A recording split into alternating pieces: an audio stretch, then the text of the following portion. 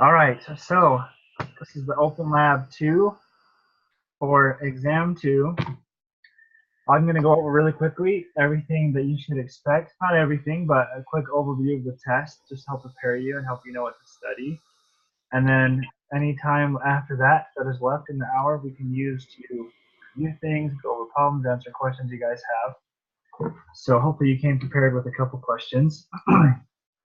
First of all, the test has a time limit. The time limit is 1 hour and 50 minutes. There are only 40 questions total on this test, which is just under what we had on the first test. 18 of those questions will be multiple choice and true false. One of them will be a matching question, where you match terms to the definitions. 12 are going to be fill in the blank or short answer questions. And then 9 problems at the very end of the test. And I made this recommendation for the last test as well as this one. If you're kind of slower with the problems, they are worth more points generally and less amount of questions. So maybe start with that part of the test and then come back around and start with the multiple choice true false and fill in the blanks, just to try to maximize your point value if you're worried about the time limit. So for the problems, there's a couple things you need to know. First, you need to know how to construct a profit and loss statement. And the book goes over that on page 176. You can review it. There's a what's the word, an exhibit there that shows a profit and loss statement, shows you how to construct it and where to put the numbers in. Next, from the profit and loss statement, you need to be able to determine the contribution margin, the per unit contribution margin, that kind of stuff, which is all pretty self-explanatory. Simple math that I went over in that section of the book. Next, you need to be able to find volume break even, which, if you remember, the equation for volume break-even is total revenues minus total variable costs minus fixed costs equals profit. And you can solve for that using the equation just like that and doing algebra, or you can plug in all the numbers into Excel and it will actually do the math for you to solve for volume break-even or for the desired price with a given volume that you're expecting.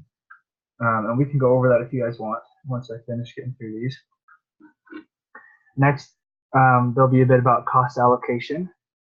And so if you remember, we have the cost pools, the cost driver, and allocation rate. So you'll need to be able to determine what those are. There'll be some numbers given to you, and you'll have to solve for those.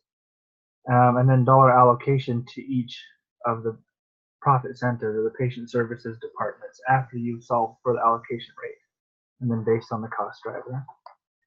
And then break even, again, as I said, you'll need to be able to solve for the price using break even analysis.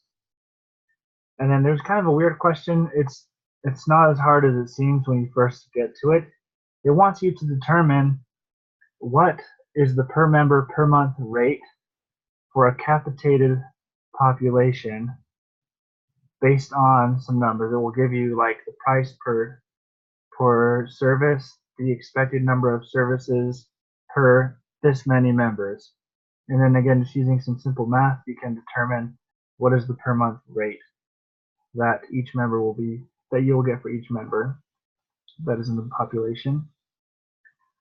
And then next, you'll need to use RVUs, relative value units, which is something we talked about, I think, in chapter 7, to determine the price. And that's on page 240 in your textbook, if you want to review that, and how to use RVUs to determine price. And then finally, we learned about variance in chapter 8, and budgeting and things like that. On pages 273 to 276, that covers variance pretty clearly and pretty in depth. There are several different kinds of variance.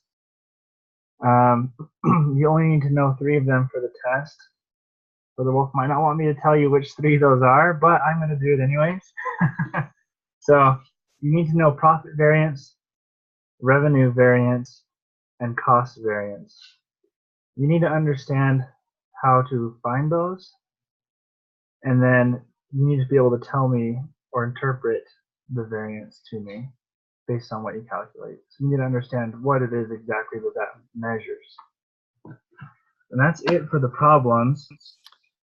So Yeah, go ahead. with those variances, would a statement like, for example, if the profit variance was a negative number, if you were to say, um,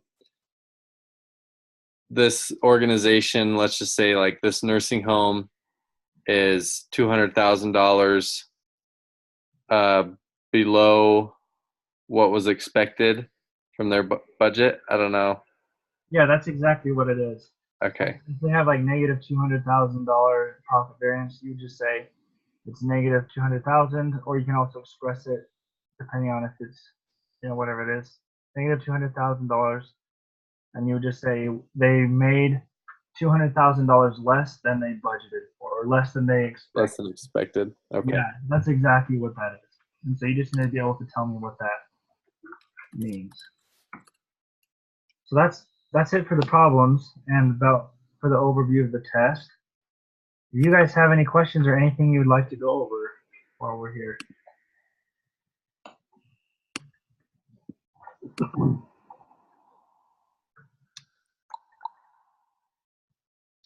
No, nothing.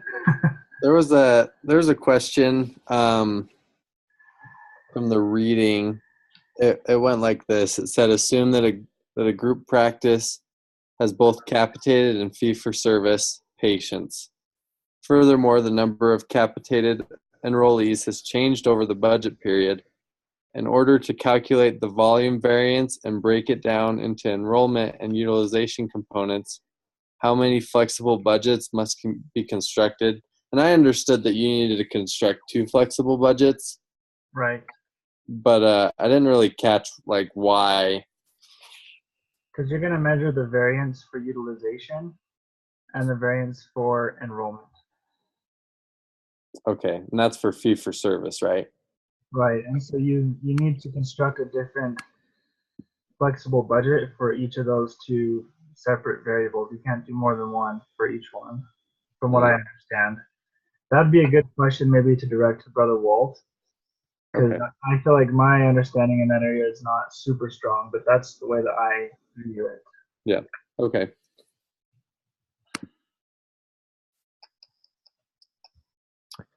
Any other questions or anything you'd like to go over? I can give an If, example on my screen.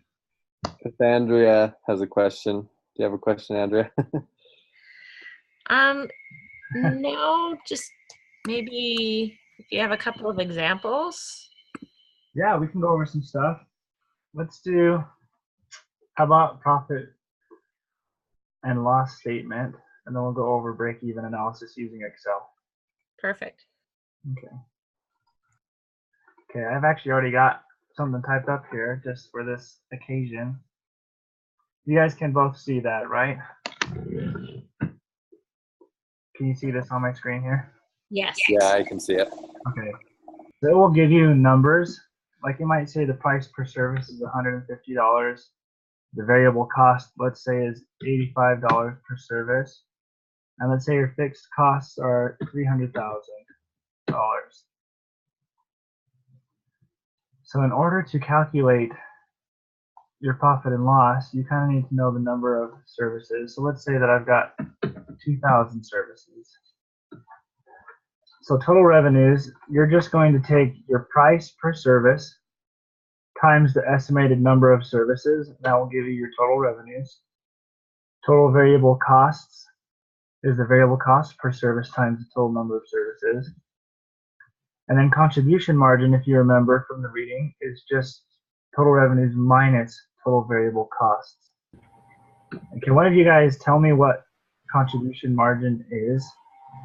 And what is its significance? I guess what is its economic value? I think is how the book asks it.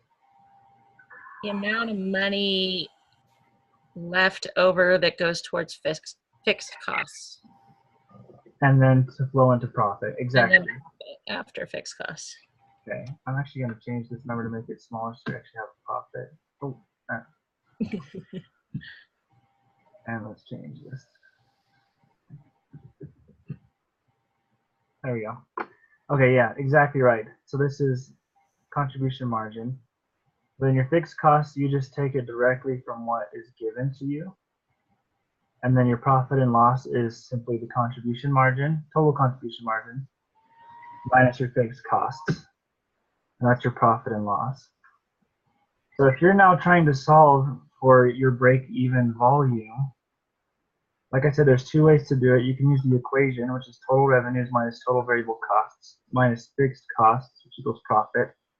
When we're trying to do break-even analysis, we're going to set the profit to 0.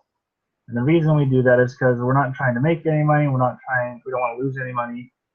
We're just trying to determine at what volume do we become self-sufficient as a company.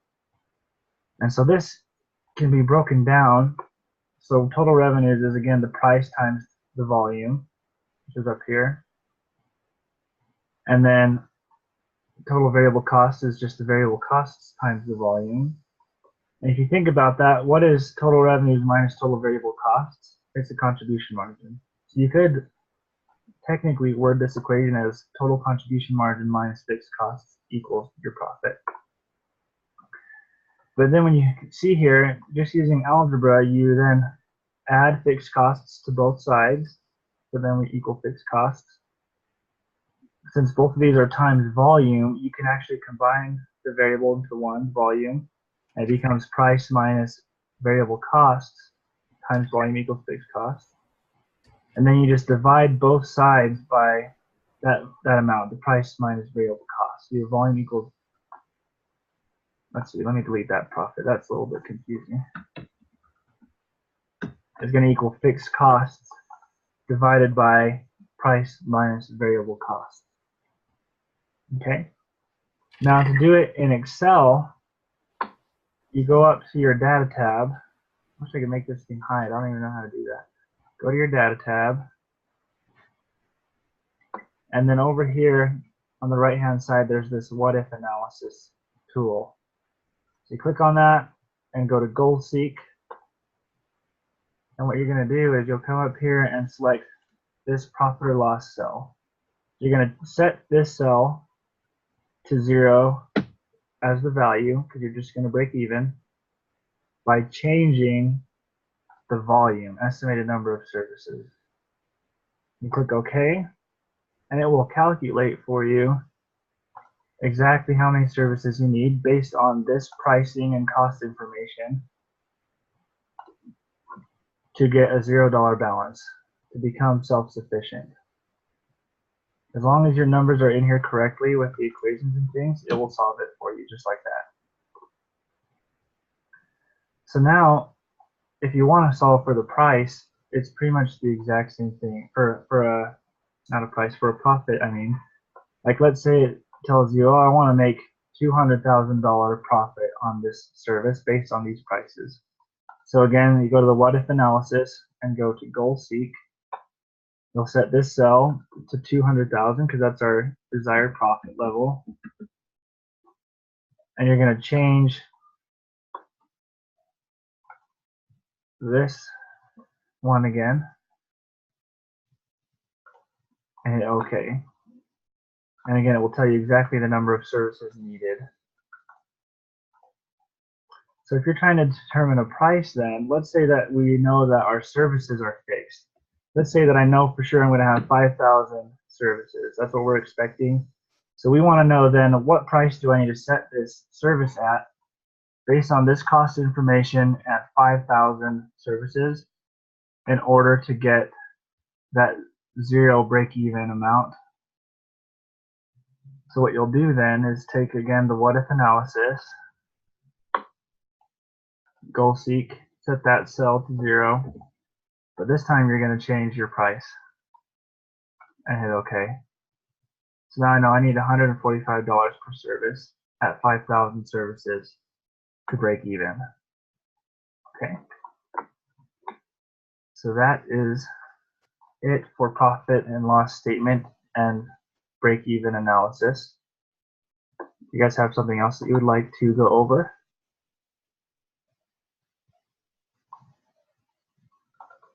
I'd like you to go over RVUs again. RVUs? Okay, sure. Okay. So RVUs is relative value unit. And if you remember, that is supposed to measure the amount of resources used to provide a service. So what you want to do, what it might tell you, delete that for now, just looking confused. It might tell you a total cost amount that you need to distribute. So maybe, let's say there's $500,000 in overhead costs. Make this into a dollar amount. And it might tell you the number of RVUs for any given number of tests or services available. I just use test A, B, C, D in this example. So the number of RVUs here, let's say, is 3, and for this one, the number of RVUs is going to be 7, and this one's going to be 13, and the next one's going to be 24. Okay? And then it will tell you how many of each of those services are you going to perform. So for this one, let's say that we perform 150 of these tests, and we perform 60 of these tests, and we perform 98 of these, and just whatever numbers it might give you. 100 of those. So right here, what we want to calculate is the total RVUs per service based on the volume again. So 450 for test A, 420 for test B, 1,274, and so forth. Here's your total, your grand total. So now to determine this price per RVU, the cost per RVU, you're just going to take your total cost to be distributed or allocated and divide it by the total number of RVUs, all summed up. So we're going to charge $110.04 for each RVU. So then what you're going to do here is to determine the cost of the service. This is just half of the process. So what you have now is for one RVU, it's $110. Now to find the total cost, you're going to take that per RVU price or rate and multiply it by the number of RVUs in each service.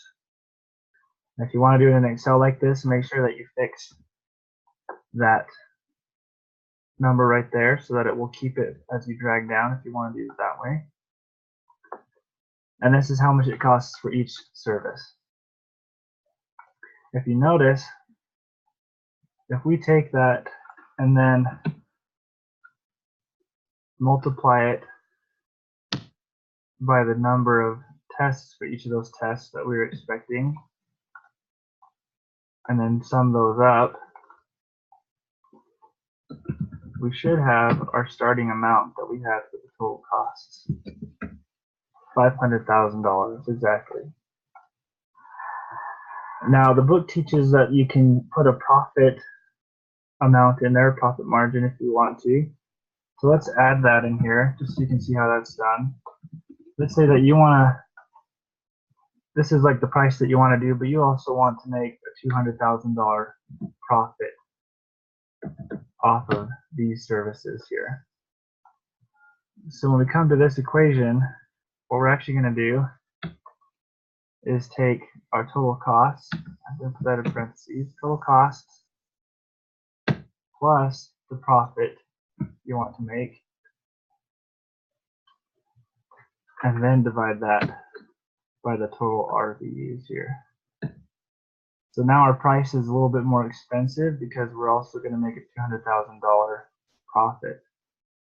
And this is the cost to provide the service. That's how you would put in that amount to make money as well on the services. Any questions about RVUs?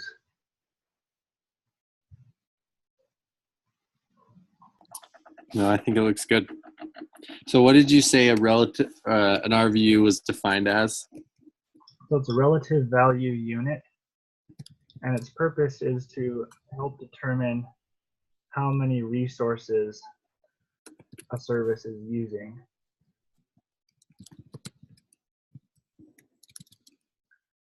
So this So like in terms of resources, like materials, labor, things like that? Yeah, things like that. You won't have to actually calculate, like, what are we going to make this RVU worth?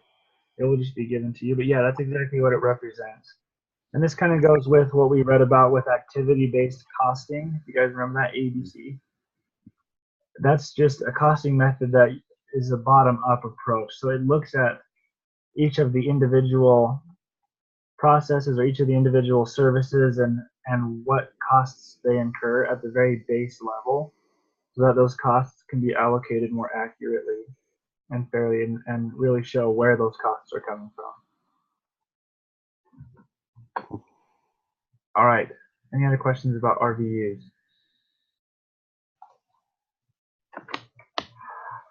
Hey Phil, how you doing?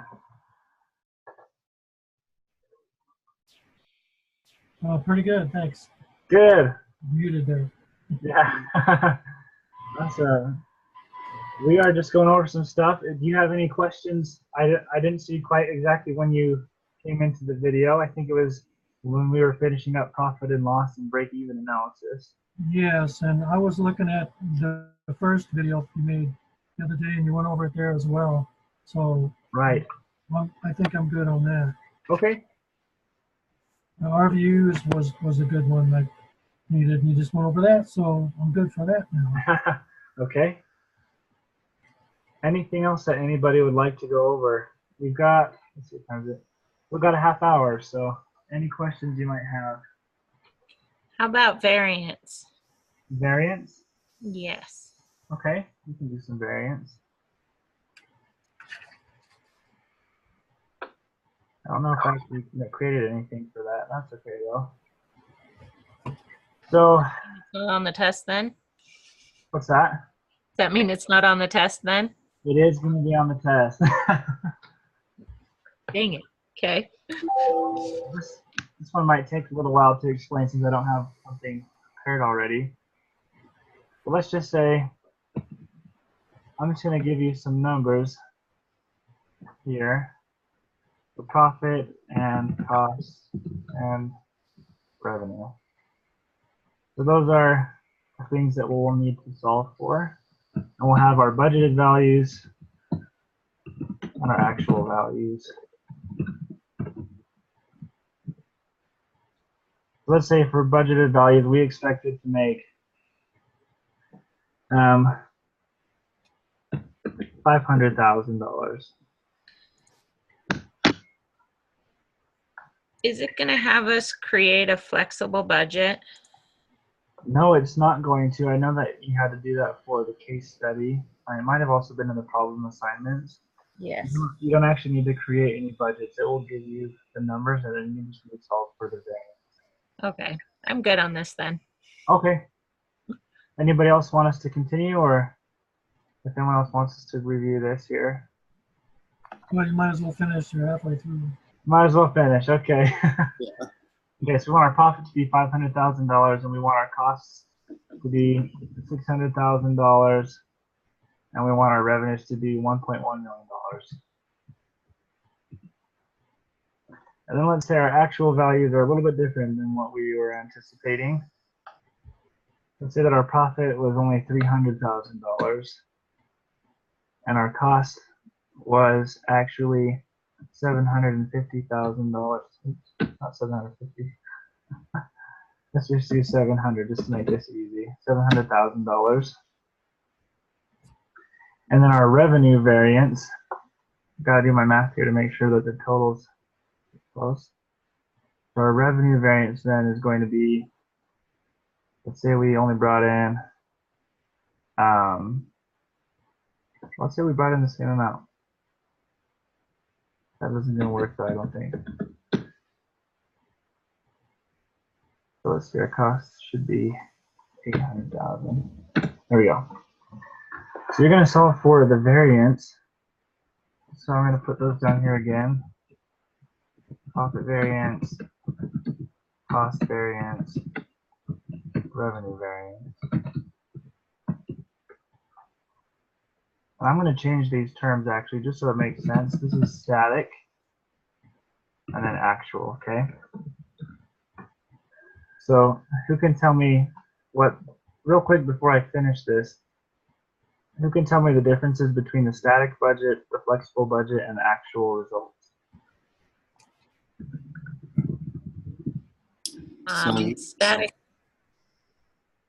Go ahead, Connor. Oh, I'll say the static budget if you want to do the other two. Oh, that's Sure. true. So the static budget is everything that's planned before the year or before the costs or profits or anything take place. It's usually based on like previous budgets or previous results. So it's just forecasting what's coming up. Okay. Good. And the actual is what actually occurs at the end of the year. And the flexible is a mix between the two. They take your forecasted amounts, but use your actual services, I think. Volume. You use your actual volume. Volume. That's the word I was looking for. Right. But all of the other assumptions remain the same. So this might not be over a year. It's just for the budgeting period, whatever period that might be for a company, whether it's quarterly or monthly. But yeah, that's exactly right. The static budget is the one that we create. It's our forecast. We don't alter it after we set it. It's not necessarily based on previous budgets. That depends on what method of budgeting you're going to use. If you remember, there's conventional budgeting, which is what you were talking about, Connor, where we just kind of alter the line items a little bit based on the previous budget. And then there is zero-based budgeting. And in zero-based budgeting, you start over from scratch, and each line item has to be totally justified.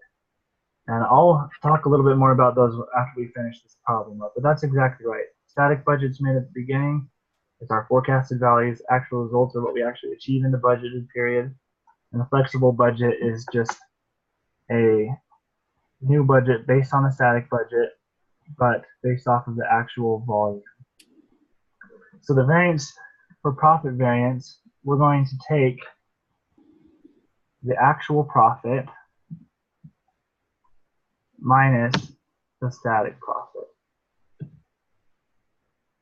Cost variance, we're going to actually reverse this. It's going to be the static costs minus the actual cost. And then the revenue variance is going to be the actual revenue minus the static revenue, which is 0. So based on this, we can interpret what happened. So profit variance was negative 200,000. Can somebody tell me what that means, profit variance? Actually made 200,000 less than they thought they would. Right. We made 200,000 less than budgeted. Oh my gosh, okay. Less than budgeted. Cost variance, what about that one? Cost 100,000 more. Yeah, our actual costs were higher. Right. That's something that can trip people up sometimes. Since cost variance goes the opposite direction, it starts with static and then takes away results. It can confuse people. A negative is a bad thing in costs. Normally you think, oh, our costs are less than we expected. Awesome. But it's not. So just remember that. And then our revenue variance obviously was 0. So we made exactly what we wanted to, but something happened with our costs. And that can help us then determine where were our costs higher than we budgeted for and what can we cut out. That's variance for you right there, variance analysis. Going back really quick to conventional budgeting and zero-based budgeting, I think there's a question about this, or a couple questions maybe in the true or false sections. So who can tell me a little bit about the advantages and disadvantages of each of these?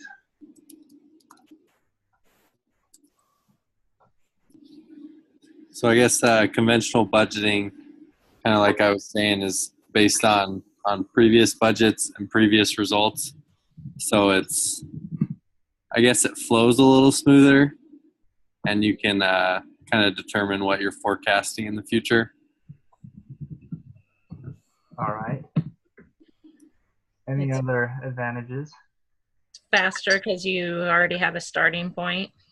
Faster, You okay. have to justify any variance from what you budgeted last year.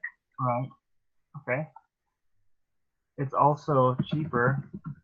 It's because it's faster, you know, you don't have to pay someone to sit there and budget. You don't have to dig into it as much as you would otherwise. Okay. What about zero-based budgeting? What are some of the advantages or disadvantages of that? It's more accurate, but more time consuming. More accurate, right?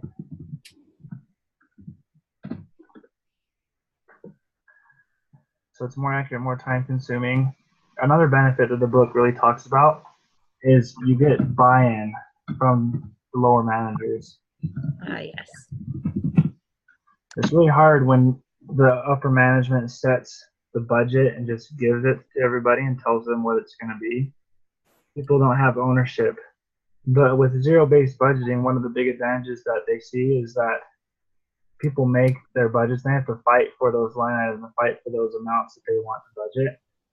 And so they will stick to them more. They will try to keep within those parameters that they set in the budget. So that's one of the advantages as well. But again, it takes more time, takes more managerial resources, probably costs more to perform. So then what kind of businesses should use these?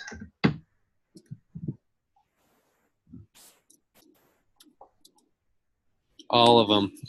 All of them. Okay.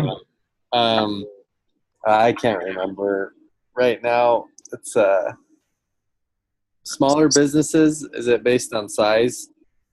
Size can be part of it. Smaller businesses generally tend to use zero-based budgeting more because they don't have so many budgets to create and items to go through and things like that. Yeah. It's also used by new businesses, of course. They don't have any previous data to go off of. It's also good for businesses whose operating market is changing a lot. So if they're starting to provide a lot of new services, if costs and prices are very flexible and changing a whole lot, it might be good to use zero-based budgeting to reconfigure your budget according to the current conditions of the market and of your business and of your operating cycle. A lot of bigger businesses will actually use conventional budgeting for the most part, but every 5 years they'll do a zero-based budget and restart every 5 years. So, yeah. Good. Any other questions about those two things or anything else that you guys would like to review?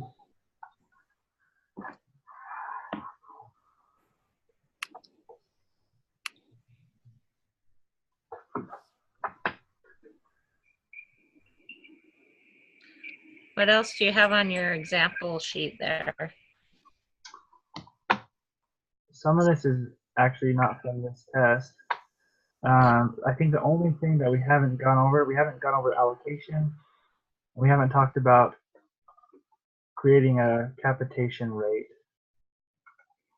So we can do those if you guys would like. You want to do allocation? Let's do the other one. Okay. So this one, I know it sounds kind of scary, but it's not as bad as so we learned about the different methods of creating the per member per month rates. There was fee for service, there was cost based, and there was demographic, if you guys remember. So the fee for service uses utilization data and then the actual current market prices for fee for service environments and uses those to create their per member per month rate. Cost based uses expected costs. They usually go with full-time equivalents of physicians and doctors' costs and utilization. But what we're going to do here is going to be a lot easier. We're just going to look at, this is like the basic, the fee for service, and it's a lot easier than it sounds. So it might tell you, and we'll give you some information. So the number of patient service days in a year that they're expecting. So let's say that they're expecting 250 patient service days this year. We can't see your screen. Oh, I'm sorry. I thought I was sharing that there with you. Okay, sorry about that. So we got a number of patient service days in a year. Let's say that we're gonna have 250 for every 500 patients, okay? And then the cost for each of these service days is going to be $100. Let's make it a little bit more expensive than that. Let's make it $300 for each of those days. So you're going to take your total cost, which is simply the number of patient service days in a year, and then the cost per patient day, the per member, or the per year. What am I looking at? So this here, the total cost for the whole year, and you're going to divide it by the number of patients. So that's the cost that you're splitting among all of them. And that gives us $150. And a lot of people make the mistake of stopping there and going, okay, awesome, my per member per month rate is $150, done. But remember, this is number of patient service days in a year. And so we need to divide this by 12, because there's 12 months in a year. And that will give you that monthly rate, which is $12.50 in this case.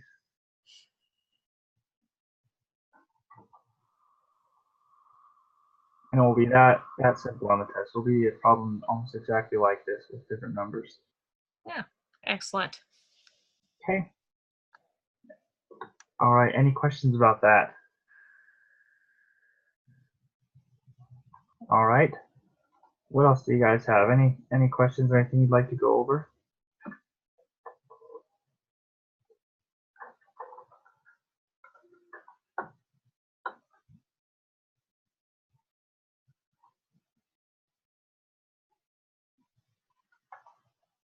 Okay, so Jordan is asking on the chat if you guys noticed in chapter 5 we had to draw some PVL graphs. Yes, well, we have to do that for the test. Those weren't easy to do on the computer. You do not have to do any of those graphs on this test. I don't think there's even any questions that ask you to interpret one that's already written, so you don't have to worry about that. Any other questions?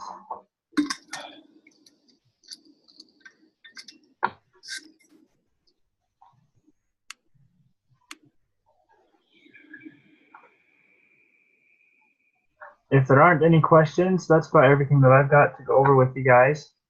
We've got about 15 minutes left. So if you want to go and you can think of something, you can come back. I'll be here until 8 o'clock for sure. But otherwise, good luck on your test, you guys.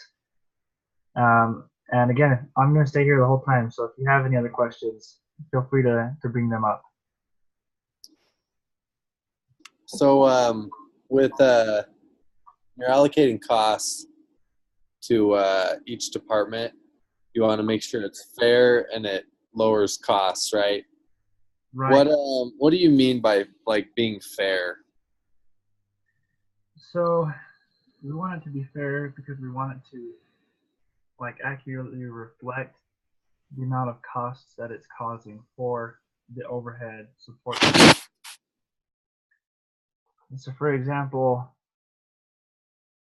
let's say that we're trying to find, I think the example it uses in the book is very similar to what I'm going to tell you, but let's say that we're trying to allocate costs for the billing department.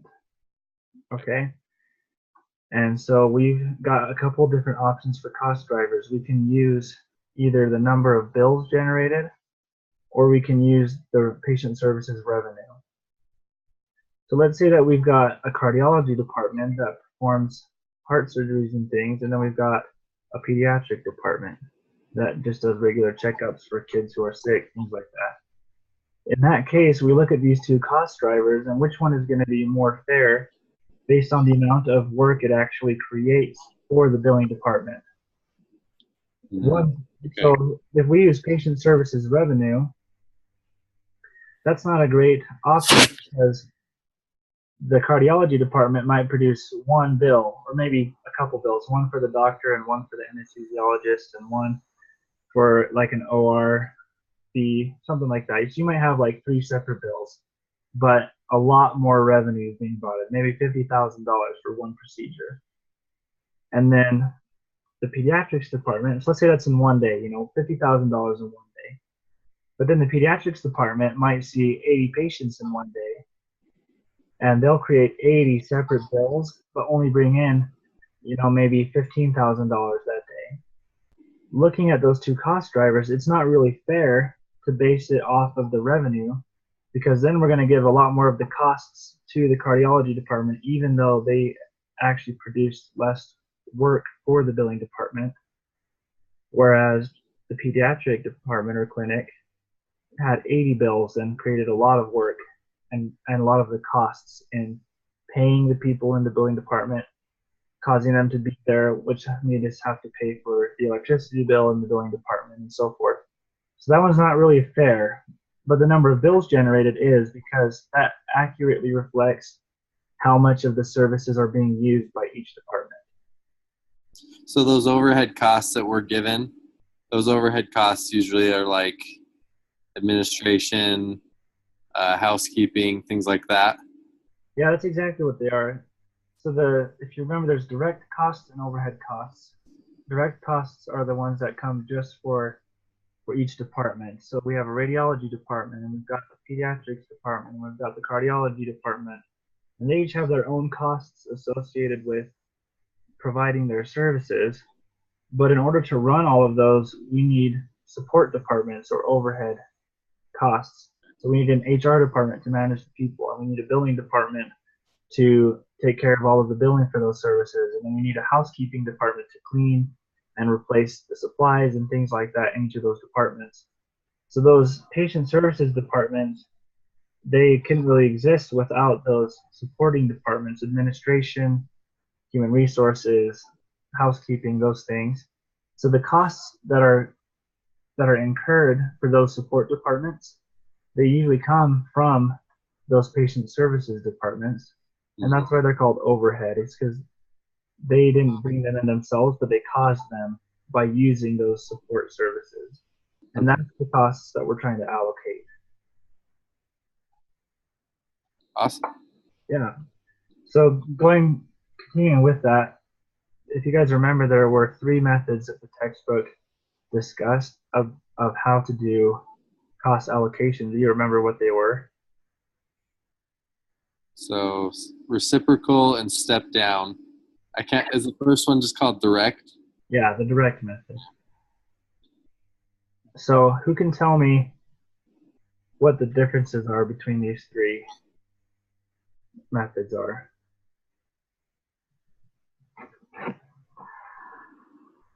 The direct takes your costs and distributes all evenly between the services, but doesn't take into account the services used by your admin services.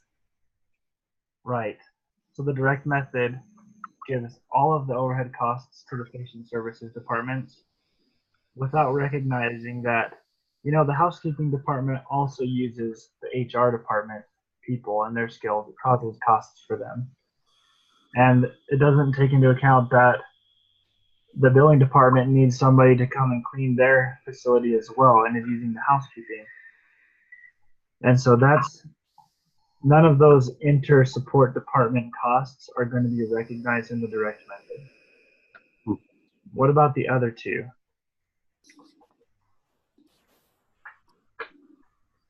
One's really complicated and tries to do it in between all of them, and that didn't really go over that one.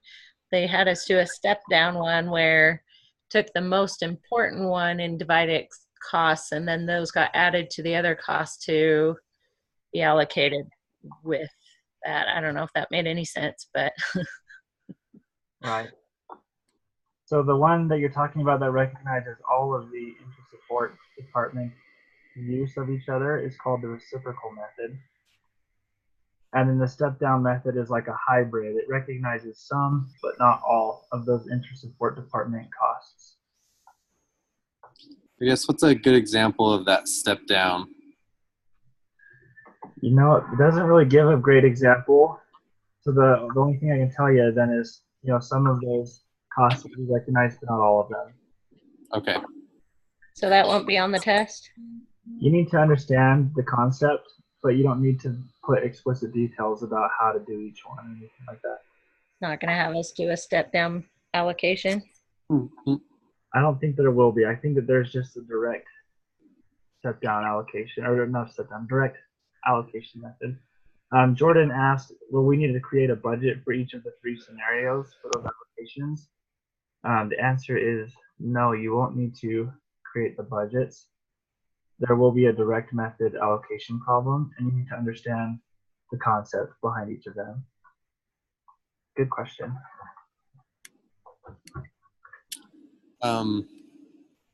I was also looking at the statistics budget. Maybe we could just kind of go over what that's different from with like an operating budget. I understand that like a statistics budget is more it's kind of like an operating budget, but it more focuses on like patients and the resources that are needed to provide the care. So yeah, that one, the only thing you need to know about it is just that it's the budget that contains the volume and the resource assumptions that are going to be used for all of the other budgets, the revenue budget, the expense budget, and so forth. Okay.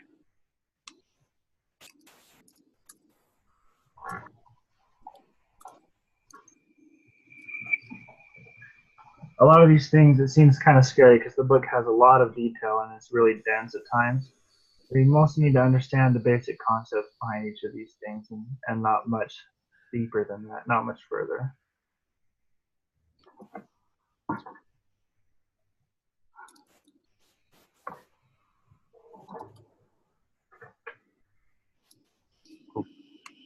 Awesome. Any other questions? We got, looks like about 7 minutes left. I'm out. Thanks, Tyson. Yeah, you're welcome, Connor. See ya. Yeah. I got to run too. Thank you so much. You're welcome. Thank you, Andrea. Me too. Thank All right. Thanks, Phil. Good luck. you.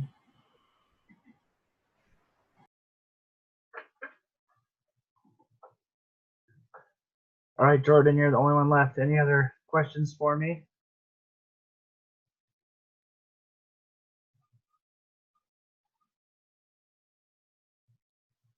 No? I'm going to go ahead and stop the recording then. Good luck, everybody, on the test. I'll be here for 5 more minutes if someone wants to hop on and ask any more questions.